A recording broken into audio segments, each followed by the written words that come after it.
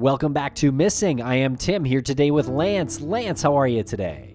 I'm doing fantastic today, Tim. I hope all of the missing listeners are doing as fantastic as I'm doing. You seem to be doing well, Tim. I feel inspired after this conversation that we had. Are you feeling the same way? How are you?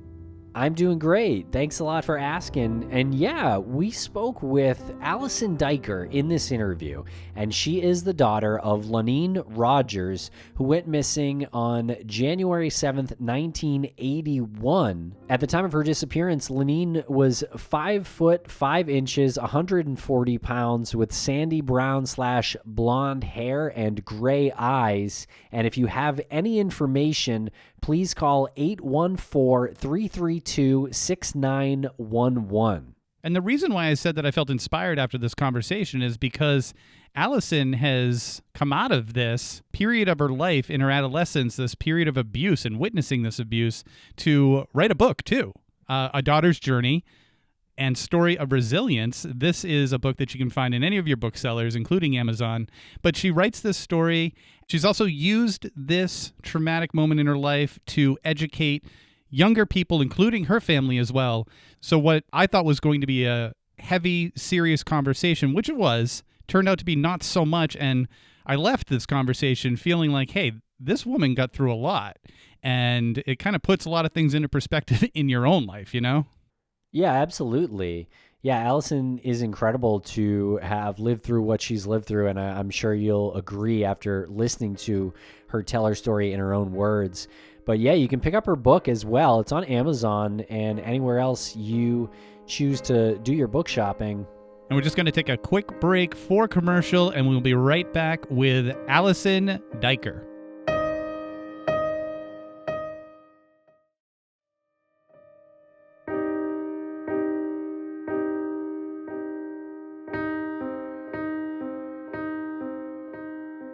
Welcome to the podcast, Alison Duiker. How are you today?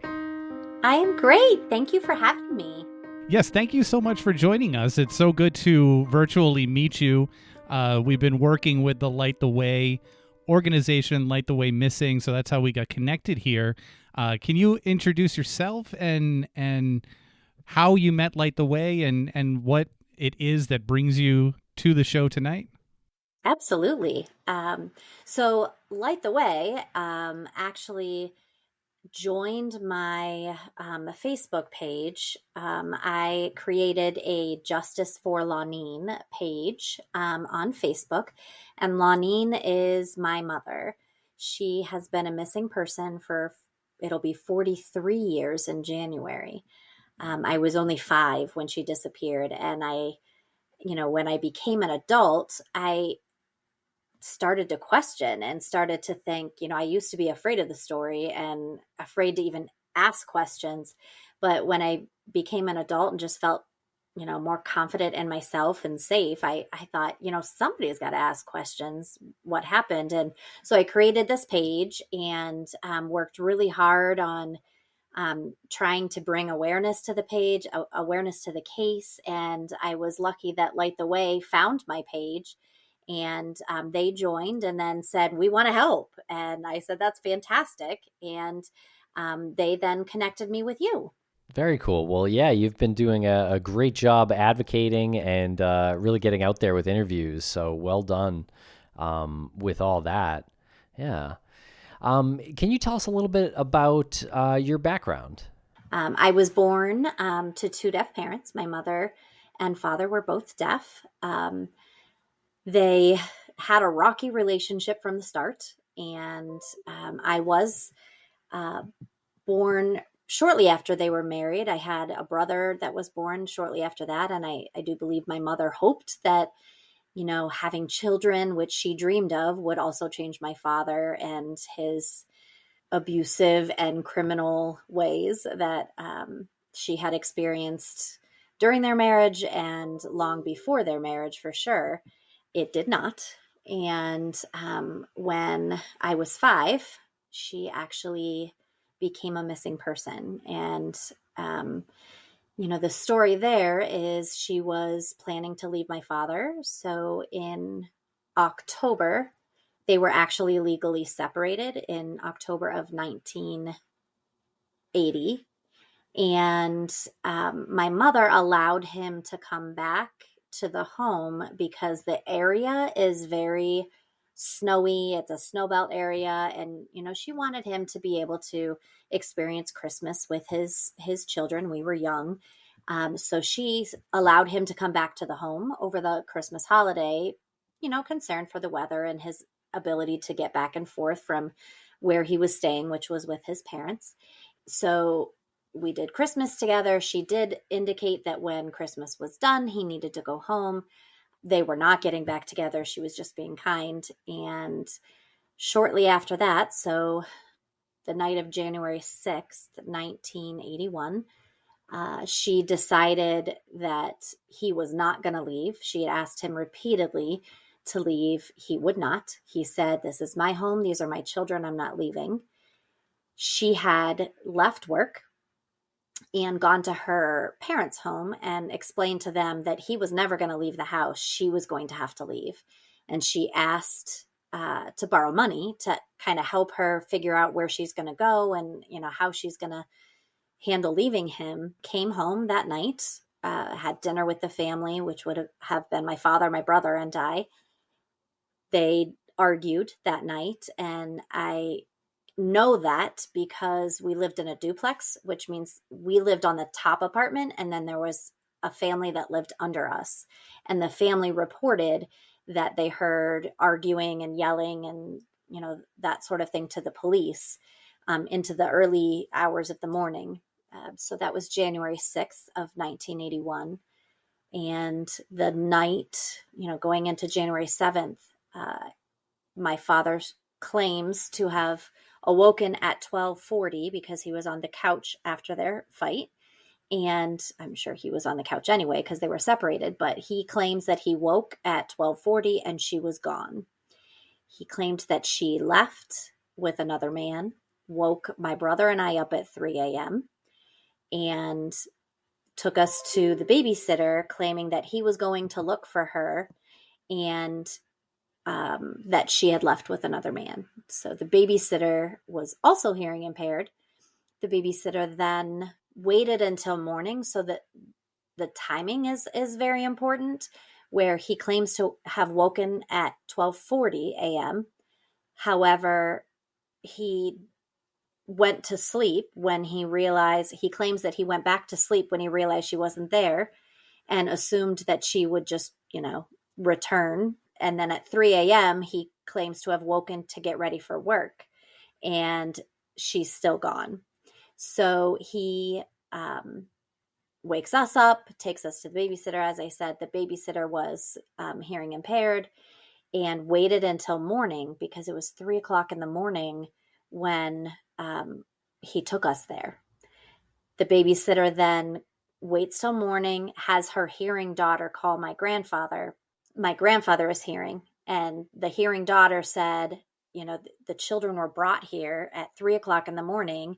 I'm very worried. Of course, my grandfather was very worried, knowing that she had just had a conversation with them about leaving him. He immediately went to the apartment where we were, the duplex, and kicked open the door with my great-grandfather, went upstairs, and found the apartment pristine. Everything was clean, no dishes in the sink, beds were made, everything in its place. So the odd thing there is at 3 in the morning, if you're rustling, and hurrying to get your children up, I don't know why your priority would be to do the dishes and make beds, but he did, and went to work.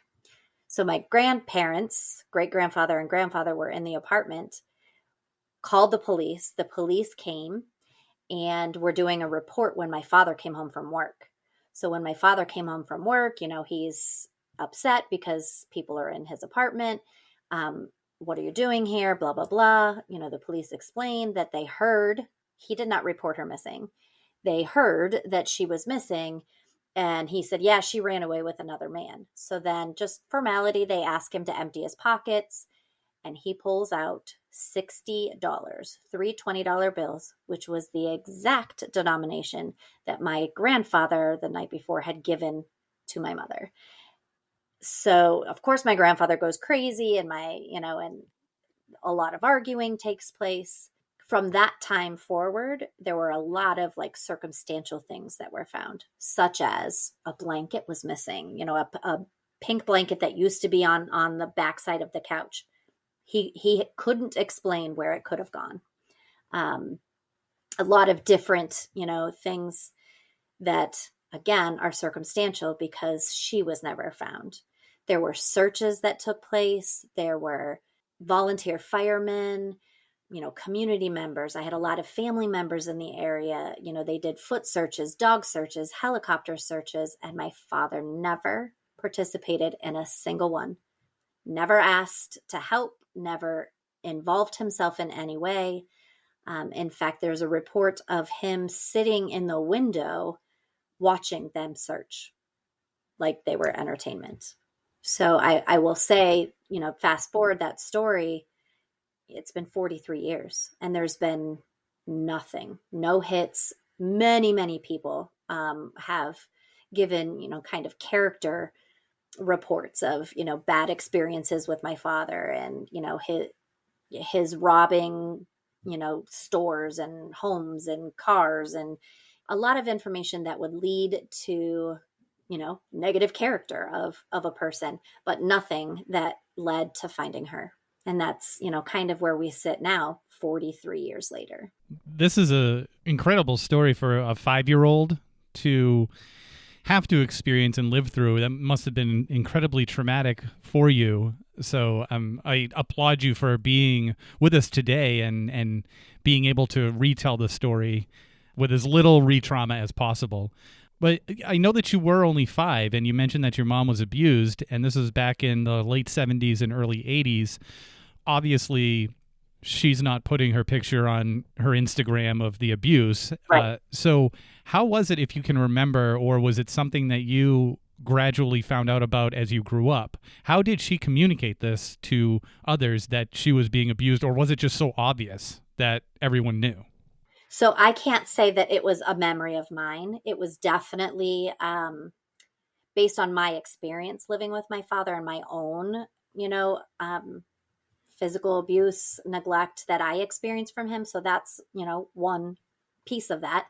My aunt, her sister, a lot of her friends, through this crusade to try to find more information, I have connected with more and more and more people who knew her, which, is a very special to me because I was 5 and I don't have, many memories of her, that are vivid actual memories. But I have been told so many times by my aunt, many different stories, by her friends. My grandmother, when, she was alive, she's not with us anymore, but lots of stories of him just being verbally abusive with her. I was never told a specific like physical altercation or anything like that. More kind of verbal type abuse. I do know that there have been several people who have said to me that they experienced abuse. There's a woman that responded to me and said on the Facebook page and said that she put a restraining order against him because he choked her when she asked him point blank at the deaf club that is in Erie where he met my mother, what happened to her, and kind of point blank said, everybody knows you did it, and he lost it and went for her throat, and she pressed charges and had a restraining order against him. And my aunt has stories of, my aunt, my mother's sister, told me a story of he was abusing the dog and she had given him the puppy, I think is the story. So that was her connection to the dog. And he was beating the dog. And she could hear the dog yelping as she was coming to the apartment to visit us. And she came running up the stairs and said, "You can't beat animals," and said, "I'm taking the dog back," and tried to take the dog. And he knocked her down. And this is from my aunt's, she told me this story, that he knocked her down and went for her throat. And that my mother was like, "Stop, stop, stop." So, this throat thing, as far as my hunch is concerned, they did not find blood. They did not find evidence such as that. So that would be a pretty clean way to go about this crime. And it is numerous times it has been reported that he had done this to women. I've never heard this to a man in regards to a man, but I have heard this multiple times from women. Right. So he would go towards their throat, go to choke women. And he had quite a criminal past in addition to assault, but a lot of theft. Yep.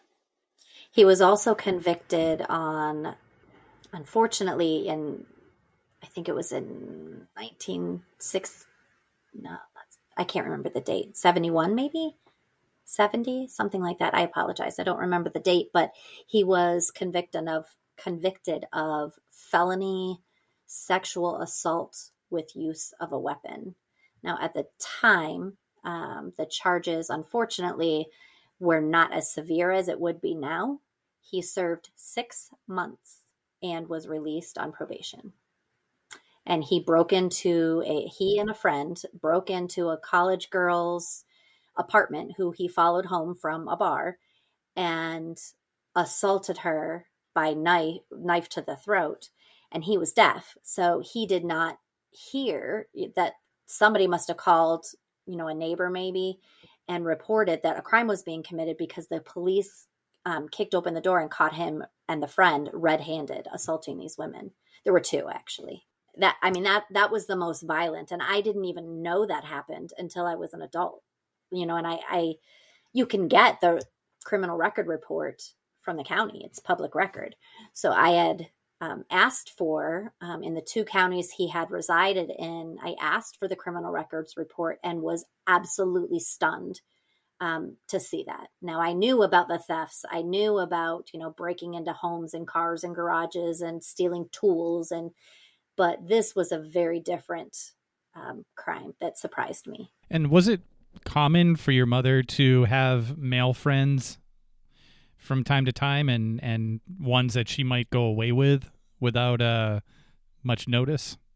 I don't believe so. Of course, I can't, say that I know that factually, but because I wasn't there and I was 5, but I will say that she was deaf, and the deaf culture kind of shy away from the hearing world typically because they have a hard time communicating, especially in 1980. It wasn't something, nowadays I think we're more inclusive of handicaps. It was very different then.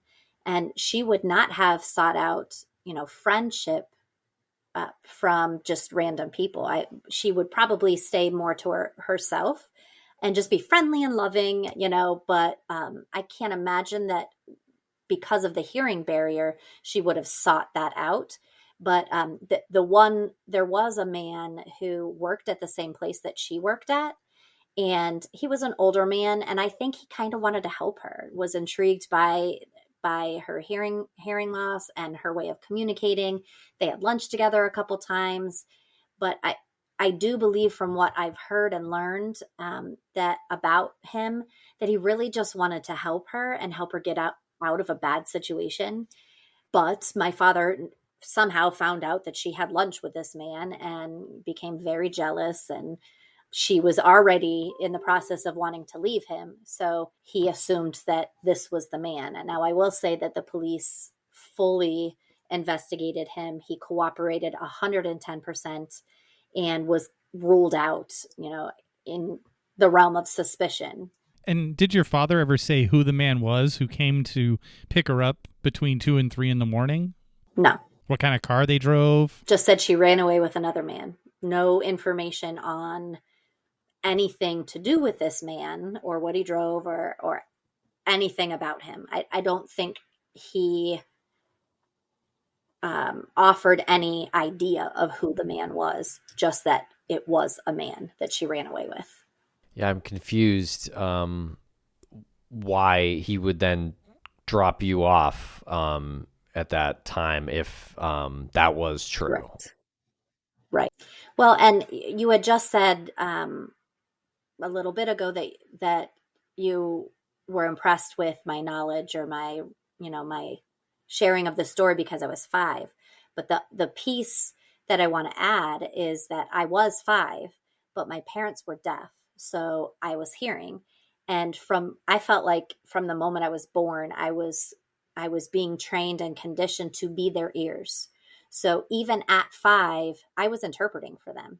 I was signing and telling them, what a hearing person was saying, and vice versa. I found 8mm film, the tracks that they used to have, like the rolls of me signing for my parents, which was really neat to see. But again, so I was at 5 given kind of an adult role of interpreting for them anytime we had been anywhere. So, a lot of my, senses would be very heightened because it was my job, to hear for them, to speak for them. And who was it that taught you how to sign? Was it your parents? Mm-hmm. Mm-hmm. Yep. Both of them came from families where they were the only deaf person in their family. So my mother had no other hearing loss in her family, and my father had no other hearing loss in their family. So they were the only two that communicated, mostly through sign. And we'll be right back after a quick word from our sponsors. Thanks to our sponsors, and now we're back to the program. What was your mom like? What I know you were 5 when she went missing, but anything you remember or you've been told over the years about her? So I didn't really have very many memories of my own, but the gift that I've had through this kind of mission to try to get more information and awareness, about the case, I have come across more and more people who knew her, and every story I hear it just warms my heart and gives me like this picture of who she was. And from what I've been told from people who knew her and loved her, she was funny and she was vibrant and she was kind of, a light of the party, sort of, always very positive and never accepted. This is what I love and I really connect to. Never accepted I can't or I won't, or, never accepted her disability as something that would hold her back from anything. And my grandmother instilled that, and said, well, she's deaf, so we might have to help her, but she's no different than you and I. She's going to do anything she wants. And, I feel like I resonated with that through all the stories of people telling me, that she never accepted, her disability as anything that would hold her back.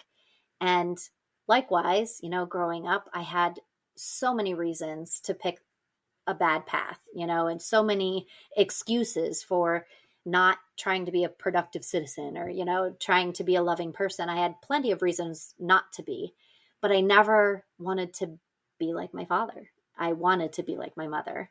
I wanted to be successful. I wanted to be loving and kind and known for that. And I became a special education teacher. So I'm 24 years into my special education career. And I love working with families and children. And that's what I believe is my mother's legacy, that in spite of all of this ugliness, I could connect with, that resilience within her and live to honor her. And, I am fighting for answers, and that will never stop, but it doesn't prevent me from having a loving, successful life. I'm very careful about my boundaries with my family and, giving them what they need. And I often joke and say that I never grew up. My growth was stunted as a child. So I'm reliving my childhood through my children, and I love every minute of it. Yeah, that's not necessarily a bad thing at all. So it's a really incredible thing to hear you say you're doing this work in honor of your mother, because that's her legacy, something that she would probably look at you doing right now and think to herself, like, this is exactly what I would want my daughter to be doing. And the trauma that you just inevitably went through after experiencing this, after you were 5 and as you grew up, I'm again so impressed that you're able to come out of it the way you've come out of it. Can you talk about like that time period a little bit more, if you don't mind? Like when you started realizing there were things going on with your dad, and what other family members were telling you and what they weren't telling you, like what they were shielding from you to protect you. Sure. So after my mother disappeared, they couldn't convict him of anything because they couldn't prove a crime was committed if they didn't have her. My father said she ran away. Well, there's no way to prove that she didn't without finding her. And there's no way to prove that he committed a crime without finding her. So the police were not able to take away, I guess, for lack of a better word, my brother and I. So we lived with my father, even after all of this, craziness, and even after all of the criminal record reports and everything else, we were always placed in his care. Now, throughout my young life, we ended up in foster care for a while. I ended up with an aunt because he would go in and out of wanting to be a parent, not wanting to be a parent. But one thing he did do is that, of course, my mother's side of the family always believed that he was responsible for what happened.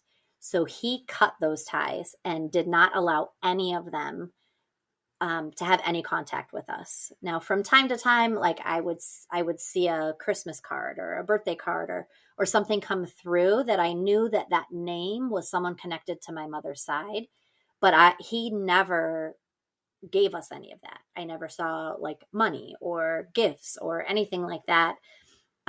They were completely shut off. And basically he told us that they didn't care about us, that, we were with him and my mother ran away, and that they didn't care about us because she ran away.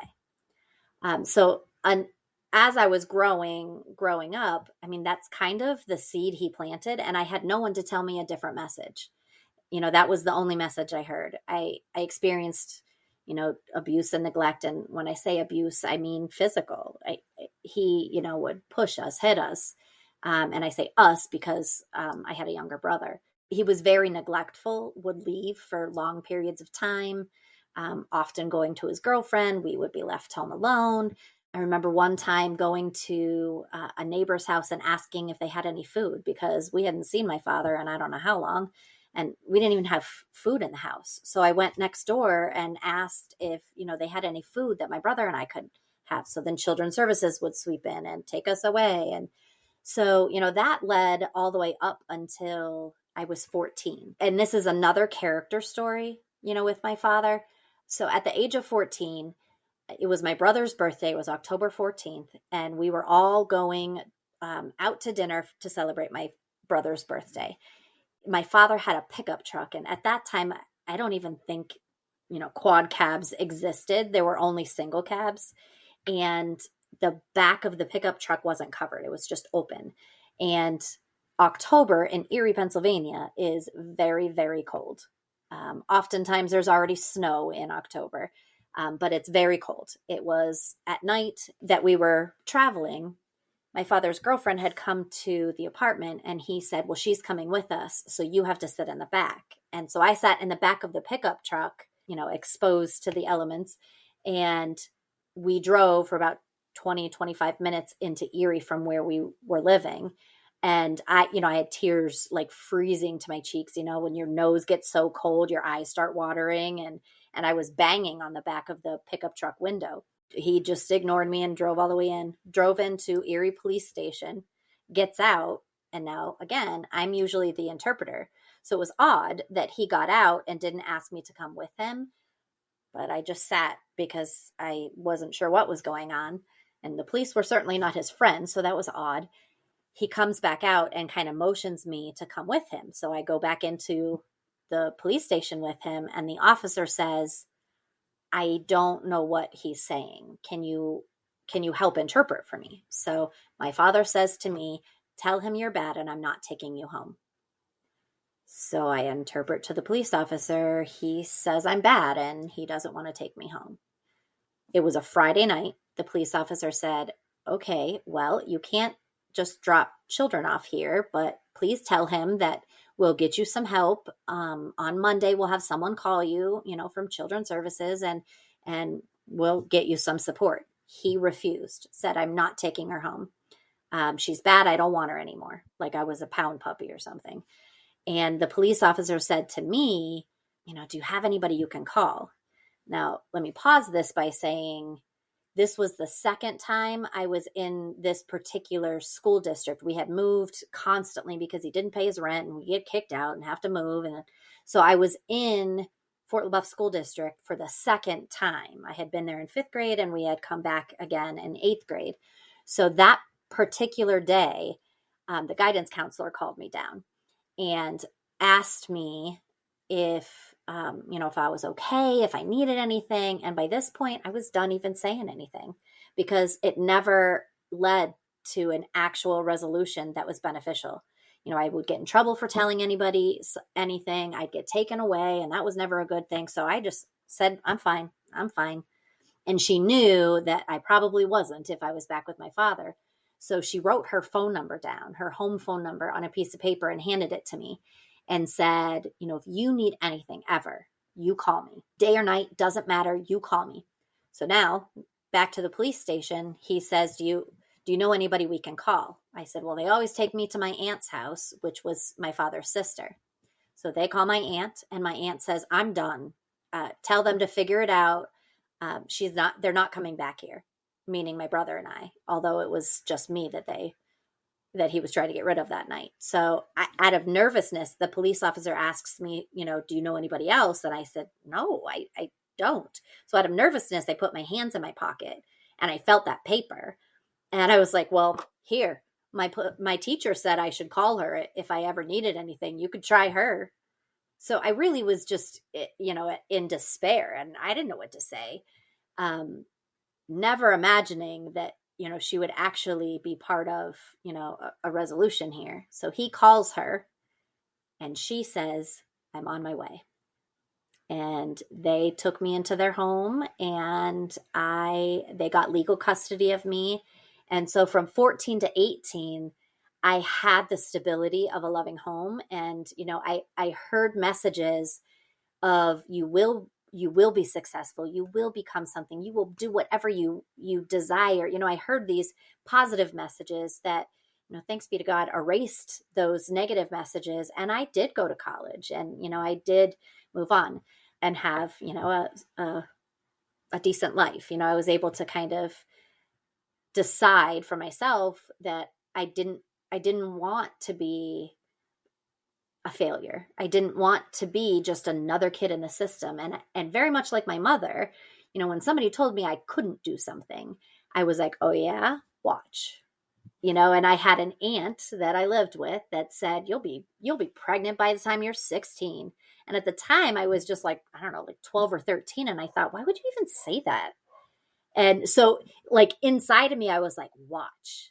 Not only will I not be pregnant, but I'm going to get a college degree and none of you have one. Like there was part of me that was like, just watch. So, you asked me about what my thoughts were about what happened to her. Well, I had never heard anything, but she left you from 5 on. And I had no connection to my mother's side. So when I became a senior, and I was graduating from high school, my adoptive mother asked me if I wanted to, reach out to them and get to know who they are. And I was like, I guess, I didn't really have an opinion about them because I was too busy trying to survive. So I didn't know why they didn't rescue me, but I was really not sure and kind of nervous to meet them because if they were anything like him, I didn't need any of that. But they wanted to throw me a graduation party. So I was like, okay.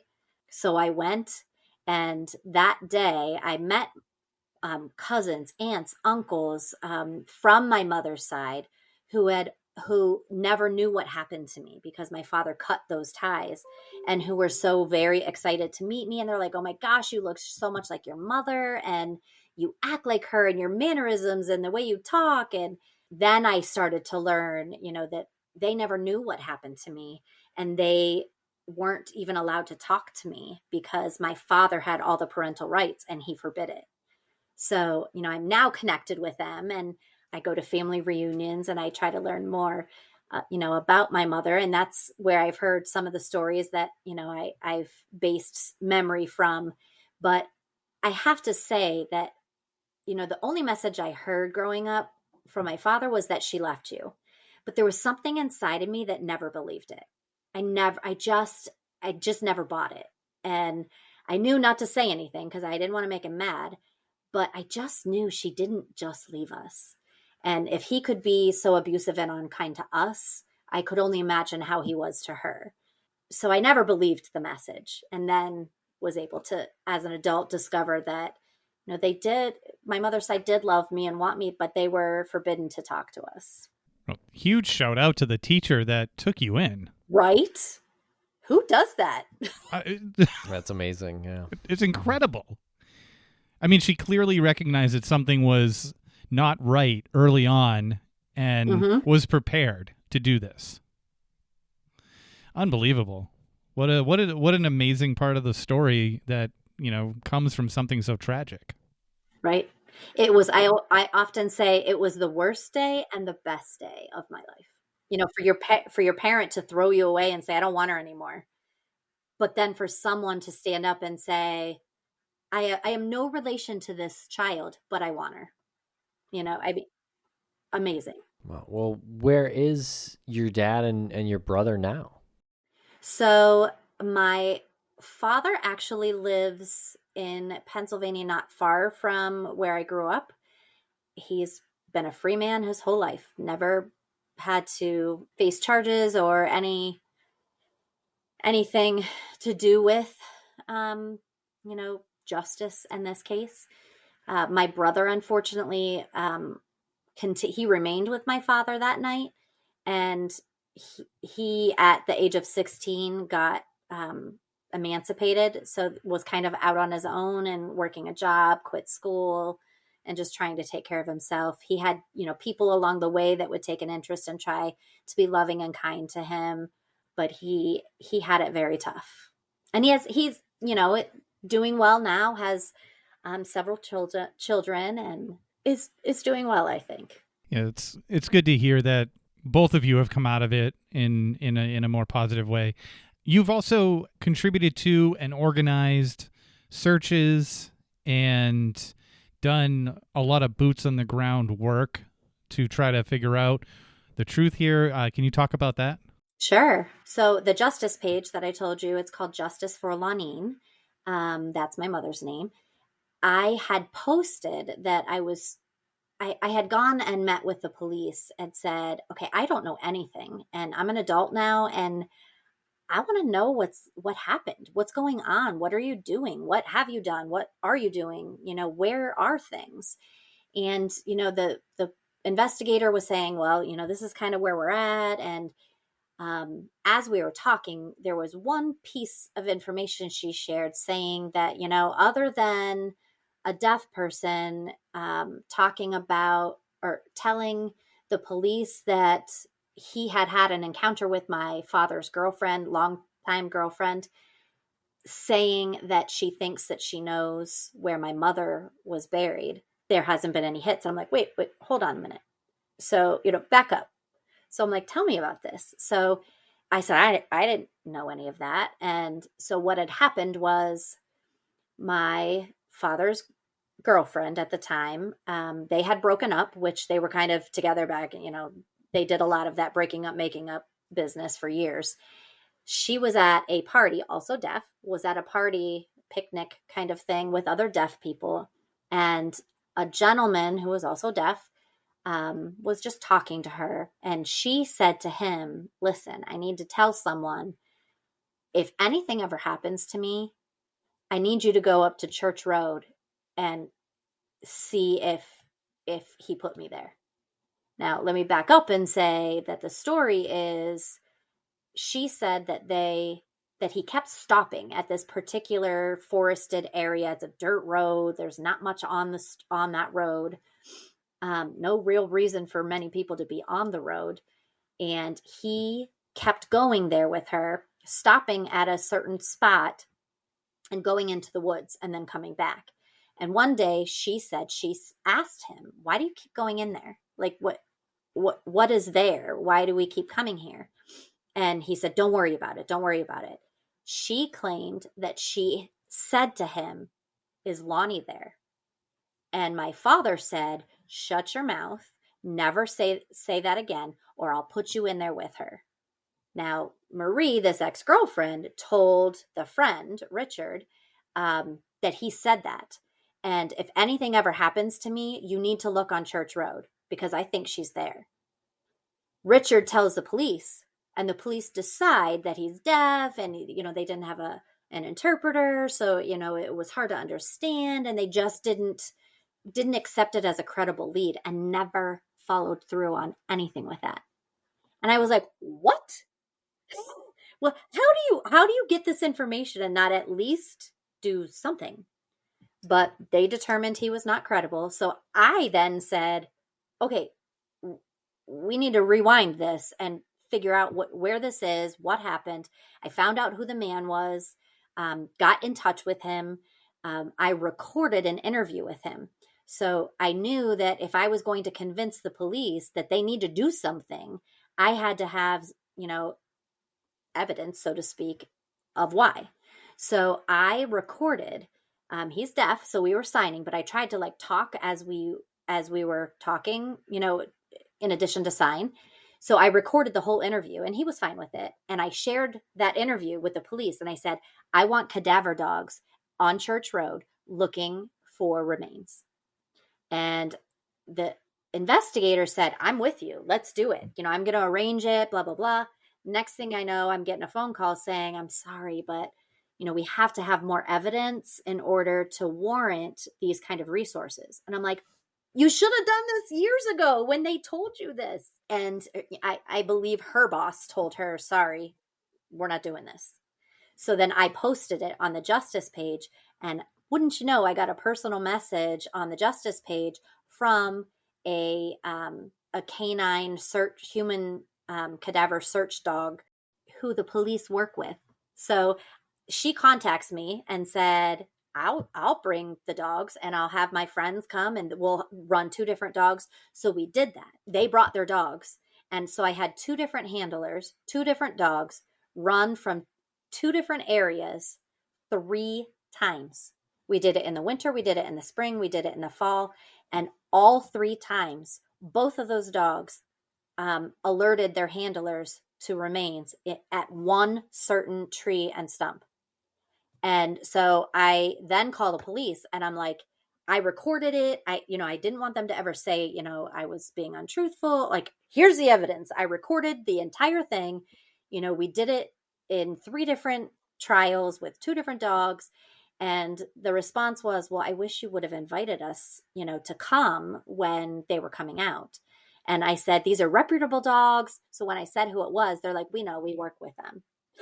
Well, okay. So that turned out to be,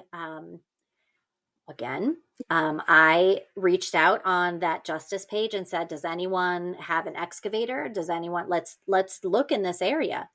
And I kind of arranged for people to come and do some excavating. We all took it very slow and kind of sifted through looking for things. And we never found anything. The police did after, the dog handlers reported their report saying, they alerted 3 times from 3 different locations, all of that. They did send Mercyhurst forensic science team, which is a university, to come and do ground penetrating radar to see if there's anything there. And the short of it is they didn't find anything. But I will say that just from what I've learned and researched, I don't know that she was buried. It was winter. I don't know that the ground would have been disturbed. I could see how he would cover her up with, branches or twigs or whatever. And then unfortunately, nature, wildlife, the remains would be scattered. So what the handler said to me was, it could be that, as morbid as it sounds, like her body could have decomposed there, and it would always be part of the soil and the trees. So, when the dogs alerted, they kind of punctured the ground, and the dogs were sniffing up the tree. And I said, "Are they looking for squirrels?" And she said, "No, they're following the scent," because the scent was going up. And I was like, oh my gosh. So we never found her, but I don't believe those dogs don't lie. They alerted so convincingly multiple times something was there, but I don't, again, have any way to prove that.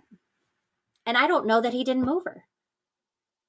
Maybe she was there at some time and then he moved her. I don't know.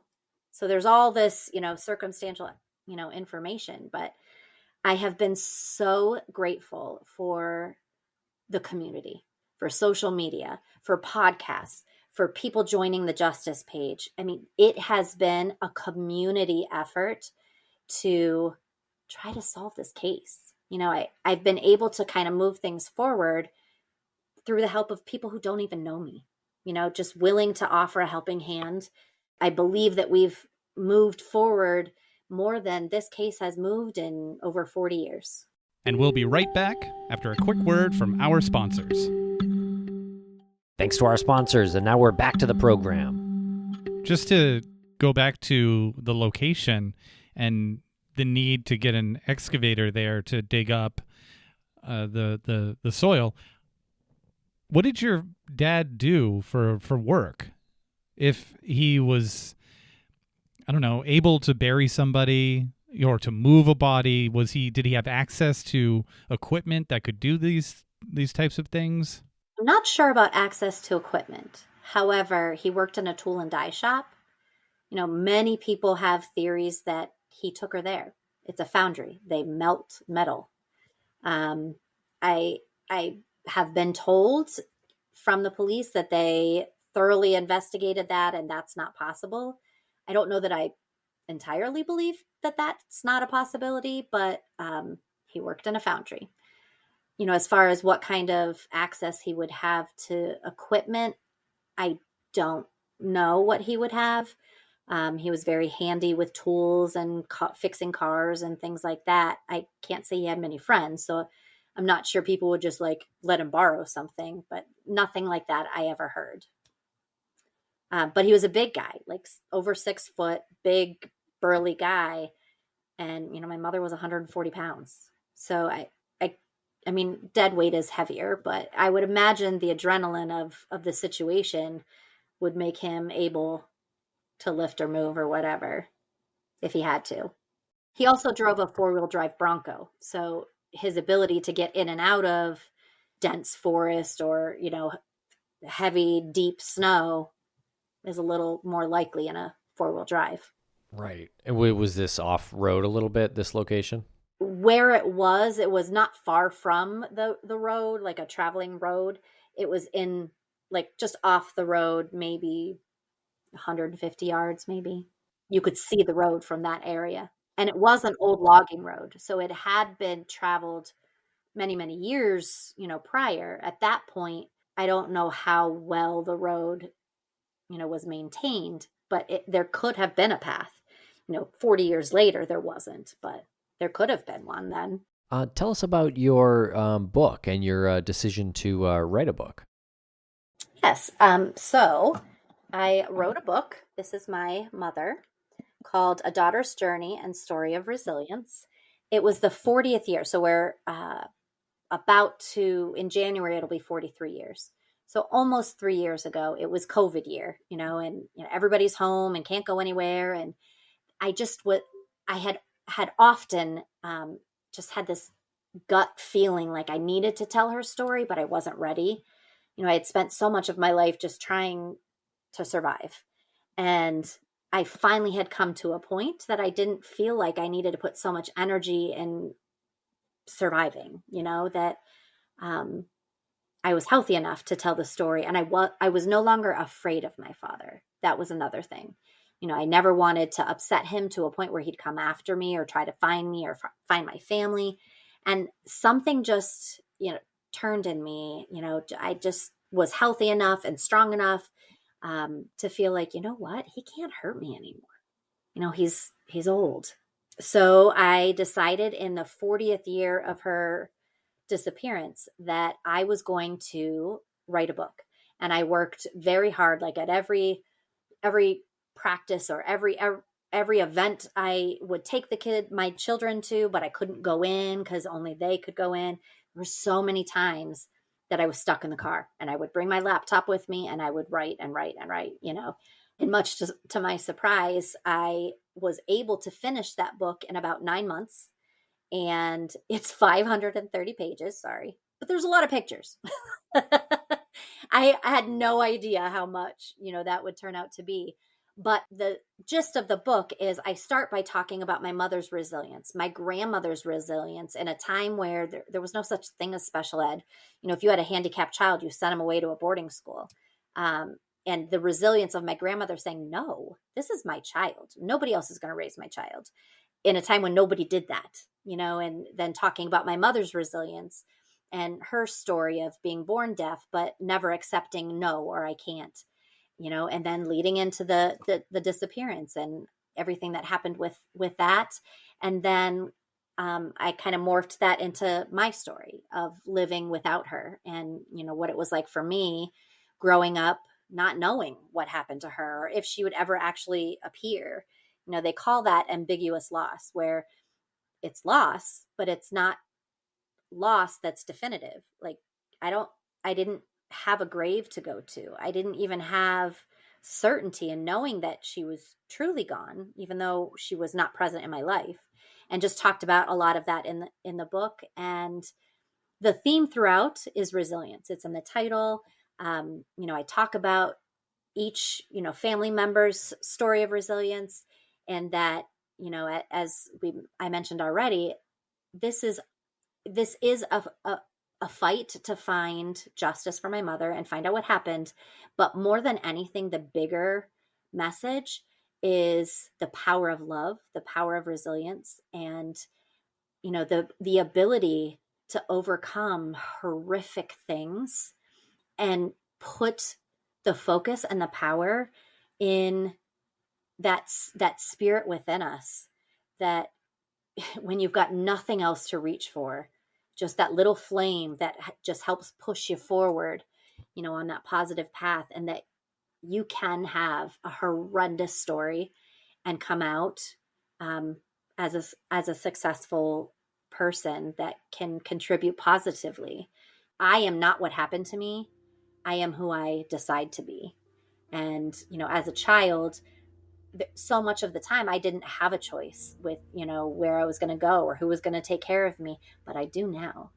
And now I have the choice to use my story to help others. I help the students I work with. I pray that this story touches the hearts of people dealing with trauma and gives them, encouragement and strength to know, if I could live through all of this craziness, you can too. Don't let it defeat you. You're bigger than that. And that is my mother's legacy. I really feel strongly that, I am a teacher, and I have tried to, touch others through my teaching and connect with families. But I pray that my book, that my message, my story can touch others that are struggling and hurting, and know that in this world with so much pain, you can be stronger, and you just got to dig deep, dig for that resilient spirit. And I do pray that my mother is known not just for this crazy story, but for that resilient spirit and what we all can choose to be, if we put our minds to it. So I pray that message is also delivered through this story.